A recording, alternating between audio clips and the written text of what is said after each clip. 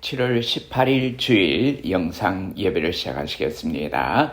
찬송가 425장을 함께 부르시겠습니다.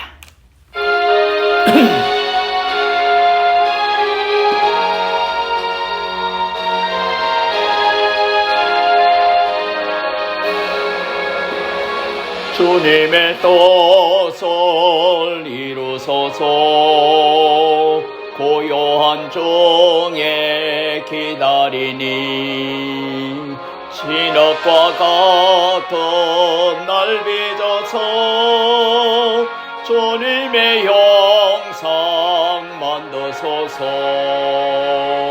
주님의 뜻을 이루소서. 주님 발 앞에 엎드리니 나의 마음속을 살피시소. 눈보다 희게 하옵소서. 주님의 뜻을 이루소서. 병들어 몸이 피곤할 때 권능의 손을 내게 펴서 건강케 하여 주옵소서. 주님의 뜻을 이루소서. 온전히 나를 주장하사 주님과 함께 동행함을 만민이 알게 하옵소서.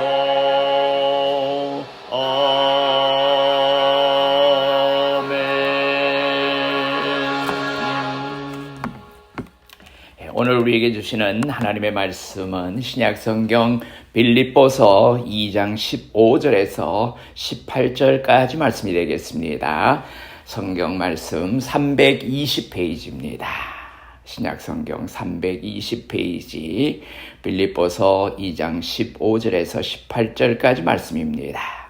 이는 너희가 흠이 없고 순전하여 어그러지고 그스러는 세대 가운데서 하나님의 흠없는 자녀로 세상에서 그들 가운데 빛들로 나타내며 생명의 말씀을 밝혀 나의 다름질이 헛되지 아니하고 수고도 헛되지 아니하므로 그리스도의 날에 내가 자랑할 것이 있게 하려 함이라. 만일 너희 믿음의 제물과 섬김 위에 내가 나를 전제로 드릴지라도 나는 기뻐하고 너희 무리와 함께 기뻐하리니 이와 같이 너희도 기뻐하고 나와 함께 기뻐하라.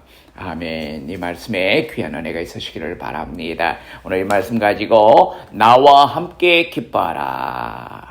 마지막에 나오는 말씀이죠. 나와 함께 기뻐하라는 말씀으로 하나님의 말씀을 묵상할 때 우리 모두에게 큰 은혜가 있으시기를 바랍니다. 우리 잠깐 기도드리시겠습니다.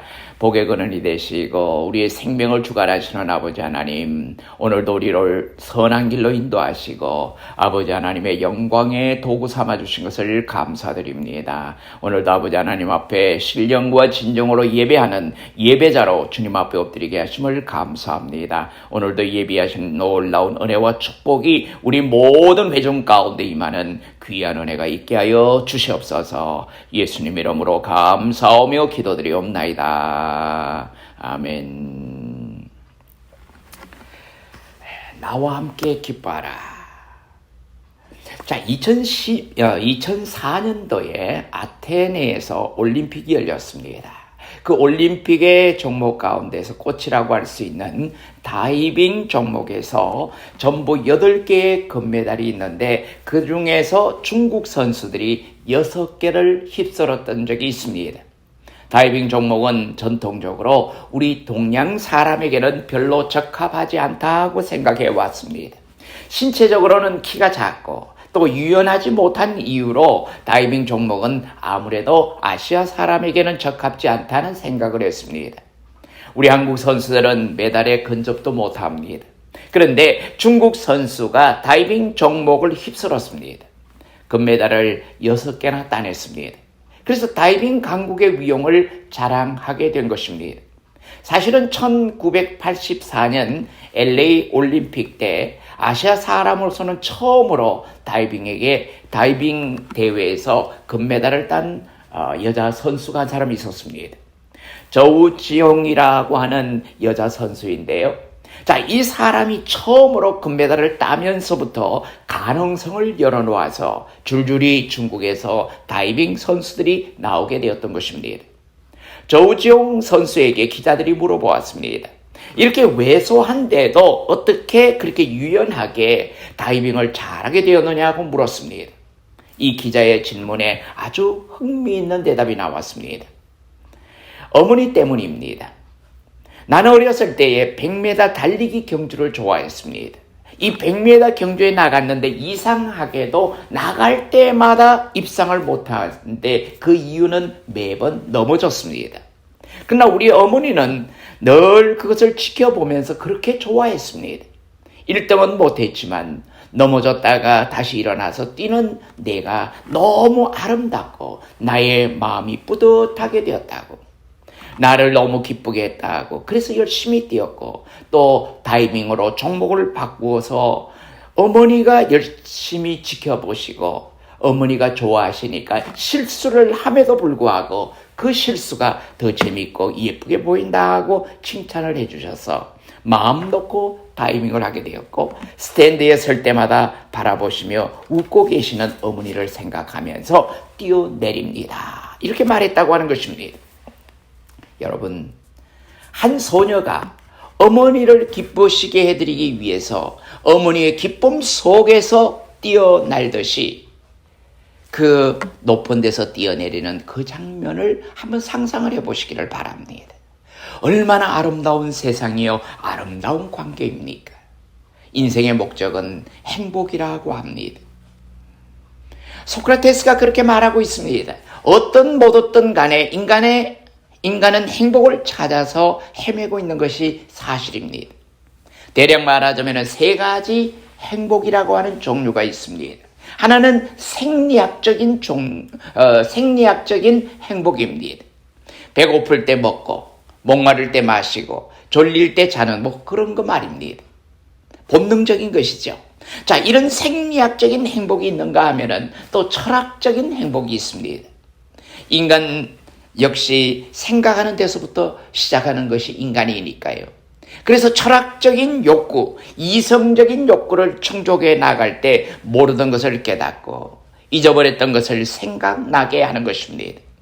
사랑하는 사람도 생각하고 좋은 세상도 생각합니다. 생각 속에서 얻어지는 철학적인 행복이 있습니다.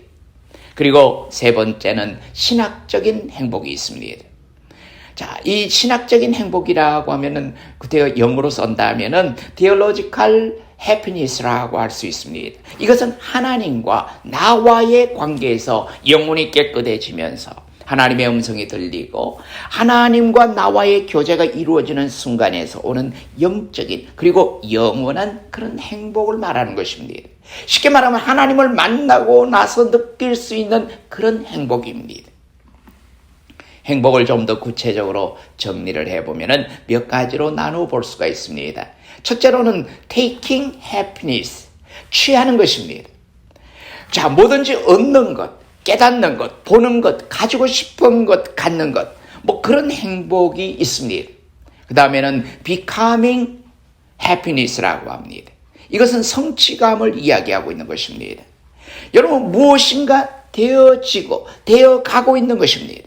나의 인격도 되어가고 있고 나의 능력도 되고 나의 지도력도 되고 무언가 자기 자신에 대해서 이루어가는 성취감, 이런 것들을 행복으로 간주할 수 있습니다. 그 다음에 세 번째로는 giving happiness라고 할 수 있습니다. 역시 사람의 기쁨은 이기적인 것이 아닙니다. 남을 향해서 무엇인가를 나누어 줄 때 그 주는 기쁨이 참 기쁨이라고 하는 것입니다. 여러분 아시는 대로 우리가 자녀들을 키우면서 내가 먹는 것보다도 아이들에게 주어서 아이들이 먹는 것을 볼 때 더 행복하다고 느끼게 됩니다. 나 자신의 기쁨보다는 남에게 주면서 얻어지는 기쁨, 이 기빙 아주 귀한 것입니다. 이걸 모르고 사는 사람들이 참 불행한 사람이라고 말할 수 있을 것입니다. 다음에 네 번째로는 making happiness. 무언가를 만들어 갑니다. 환경도 만들고 물건도 만들고 창조해 갑니다. 그 중에서 제일 중요한 것은 사람을 만드는 것입니다. 시원치 않은 사람을 만났지만 그가 세월이 가면서 사람이 되어 가는 것을 봅니다. 나로 인해서 사람이 됩니다. 나로 인해서 그 사람이 점점 밝은 사람이 되고 진실한 사람이 되고 행복한 사람이 될 때, 내가 누군가를 행복하게 할 수 있을 때, 또 행복하게 했다고 느낄 때 그 행복이 최고의 행복이라고 하는 것입니다. 여러분, 아이들이 자랄 때 꼬물꼬물하는 모습을 보면 참 예쁘죠. 조금 더 커서 말을 배울 때 또 예쁘죠. 말 배울 때는 실수하는 말이 너무나 재밌습니다. 그것도 예쁘고 조금 더 크면서 학교 다니고 성장하고 저들도 사랑을 하죠. 이렇게 자녀들이 성장해 나가는 것을 볼 때 참 행복을 느끼며 살아갑니다. 특별히 바르게 아름답게 또 행복하게 성장해 나가는 걸 볼 때 참으로 행복합니다. 그걸 보는 기쁨, 이것이 차원 높은 것입니다. 그래서 사랑하는 사람이 되기도 하고 좋은 그리스도인이 되기도 하고 또 그들이 덕을 나타내서 그 인격의 영역을 넓혀가는 것을 보면은 아주 행복을 느끼게 됩니다. 그런 거로 물질을 만드는 게 아니라 환경을 만드는 게 아니라 인간을 만들어가는 그런 행복, 이것이 참 가장 큰 것이라고 생각을 해봅니다. 오늘 본문에 보면은 사도 바울이라는 인물이 있습니다. 이 사도 바울은 사실 자기 자신으로 볼 때는 행복할 수 없는 사람입니다. 키도 아주 작은 편입니다. 옛날 사람들이 그린 그림에 보면은 하나같이 이 바울은 머리숱도 없는 대머리에다가 코는 우뚝하고 못생긴 편입니다. 외모로 볼 때는 볼 게 없는 사람이었습니다. 그리고 평생 나그네로 살았습니다. 물론 하나님이 부르셔서 이방인의 전도자로 세우셨으니까 그렇게 살 수밖에 없었지만은 인간적인 면에서 볼 때 나그네의 삶이었습니다. 그렇다고 해서 무슨 칭찬을 받고 산 것도 아닙니다. 고린도서를 비롯해서 여러 편지에서 나타난 대로 사도 바울은 비난을 많이 받았습니다. 오해도 많이 받았습니다. 그리고 감옥에 투옥이 되고 여러 가지 오해 속에서 그대로 순교까지 당하게 되는 결과를 보게 됩니다. 신체적인 조건, 환경적인 조건 등 조건으로 보아서도 그리 흔히 말하는 명예와 지위, 이 모든 면에서 그렇게 행복한 사람은 아니었습니다. 그러나 사도 바울의 위대함은 바로 여기에 있습니다. 오늘 본문에서 보는 바와 같이 큰 행복을 즐기고 있다는 말입니다. 그는 이렇게 말합니다. 너희도 기뻐하고 나와 함께 기뻐하라. 오늘 본문 마지막 절 18절에 이렇게 말하고 있습니다. 함께 기뻐하라. 참 많은 것을 생각하게 하는 말입니다. 기쁨이란 혼자의 것이 아닙니다. 절대로 이기주의자는 행복이 없습니다. 거꾸로 말하면은 행복이 없을 때마다 스스로를 살펴보세요.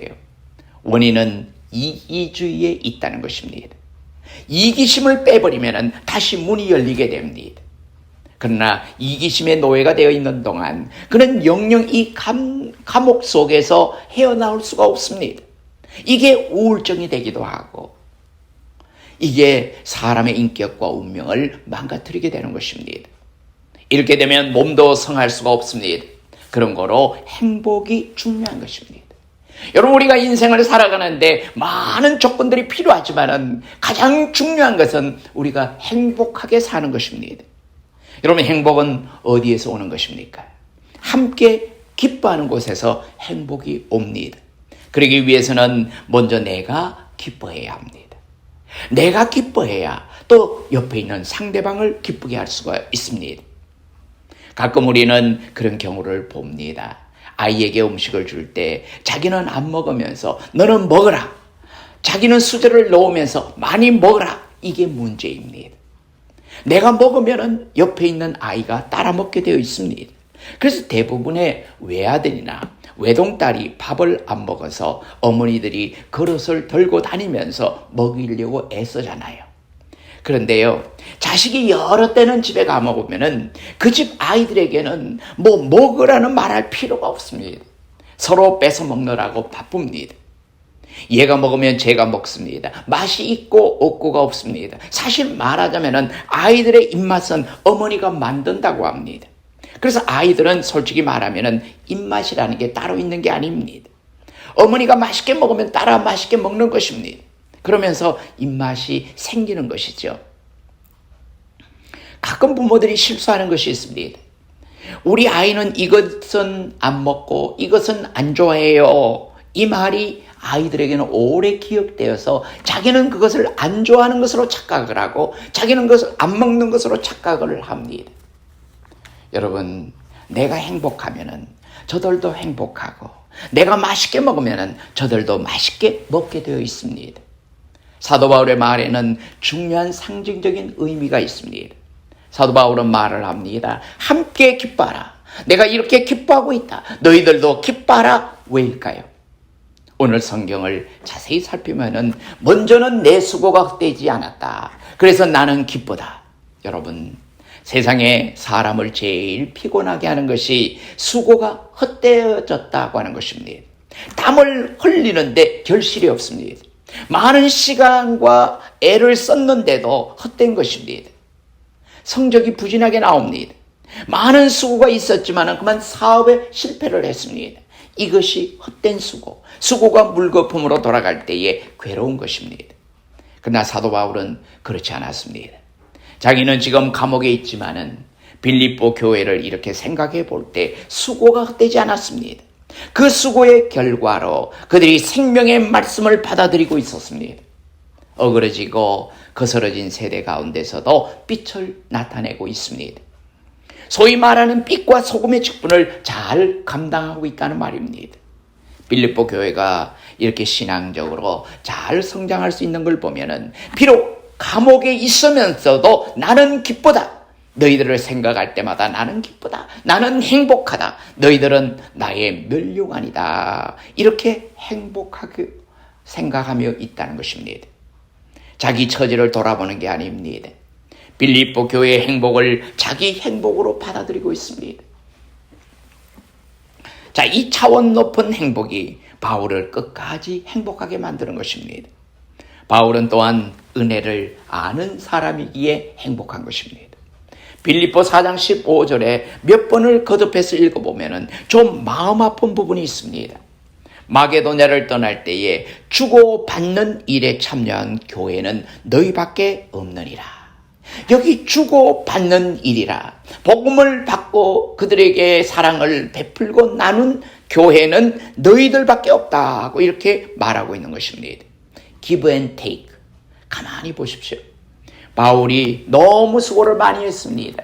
그 많은 생명을 걸고 수고를 했지만은 다 받기만 하고 다소라도 그 은혜에 보답한 사람은 없었다고 하는 것입니다. 오직 너희만 주고받는 일에 참여했느니라. 그 바울의 심정을 조금 이해하게 됩니다. 여러분, 주는 사람은 그냥 주기만 하는 것이죠. 하지만 그래도 뭐 고맙다고 하든지 내가 주고 싶은 분에게 준다 하더라도 그리고 무슨 인사를 받으려고 하는 것이 아니지만은 다시 되돌려 받으려는 마음도 없지만은 그래도 조금 알아주면은 힘이 나고 좋잖아요. 사도 바울은 온 세계를 다니면서 복음을 전해주고 받는 일이 없었습니다. 오직 빌립보 교회만이 give and take, 복음을 받고 또 무언가를 선물을 바울에게 주었다고 하는 것입니다. 그뿐만 아닙니다. 지금 로마 감옥에 있을 때에 또 감옥에 갇혔구만, 에이 저러다가 죽겠구만, 다 이 정도일 것입니다. 위에서 기도하는 정도에 끝났지만은 빌립보 교회는 안 그랬습니다. 얼마나 추울까, 얼마나 고생이 많을까, 얼마나 어려울까, 얼마나 고독할까. 그래서 자기 교회 목사님에게 성금을 모아드리면서 한겨울 동안 가서 사식도 넣어드리고 또 불편한 생활을 도와드리도록 로마로 파송을 했다는 것입니다. 바울이 마음에 너무 감동해서 너무 감격해서 주고받는 일에 참여한 교회는 너희밖에 없었다고 이렇게 말하고 있는 것입니다.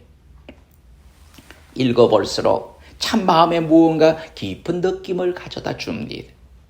그래서 사도 바울은 기쁜 겁니다. 뭘 얼마나 보냈는지, 얼마나 사도 바울을 위해서 위로를 드렸는지는 모르겠습니다만은 빌립보 교회만은 그런 교회였다는 것입니다. 주고받는 일에 참여한 교회입니다. 그래서 사도 바울은 마음을 기쁘게 했습니다. 은혜를 아는 사람, 은혜를 아는 사람으로 만들어 가고 있는 거거든요. 은혜를 안다는 게 이렇게 중요한 것입니다. 그래서 사도 바울은 그 은혜에 행복한 것입니다. 그리고 좀 더 나아가서 신앙적으로 해석을 합니다. 그리하여 그리스도의 날에 나로 자랑할 것이 있게 하려 함이라. 그리스도의 날에 사도 바울은 그리스도의 날을 생각하며 살아가고 있는 것입니다. 고린도서에서 보면은 여러 번 나옵니다. 그리스도의 날에 주님 오실 때, 우리 다 같이 주님 앞에 갔을 때, 그때 가서 거기서 자랑거리가 되게 하는 것, 이게 얼마나 좋은 일입니까? 그리스도의 날에 아마도 그러겠죠. 빌립보 교인들이 천당 가서 사도 바울 때문에 우리가 예수를 믿었습니다. 그의 편지 받고 우리가 위로를 많이 받았습니다. 이분이 있어서 우리가 오늘 이 자리에 있습니다. 할렐루야 할 때에 사도 바울이 그때 가서 정말로 행복하겠다는 그런 내용의 말입니다. 그리스도의 날에 자랑할 것이 있게 하려 함이라. 그런 거로 사도 바울은 기쁩니다. 이 모든 것을 생각할 때 기뻐하고 있는 것입니다. 그들의 믿음 생활, 그들의 교회 생활, 성숙한 신앙 생활, 그리고 그들의 사회 생활을 생각하며 기뻐서 하고 있는 말입니다. 이제 마지막으로 그의 기쁨과 행복의 클라이막스가 이렇게 표현됩니다. 너희 믿음과 봉사 위에 내가 나를 관제로 드릴지라도, 오늘 성경에는 전제라고 표현을 하고 있습니다만은 과거에 우리가 갖고 있던 성경에는 관제라는 표현을 씁니다. 자, 전제로 드릴지라도 기뻐하리라. 이 말씀이 참으로 귀중하게 생각이 됩니다.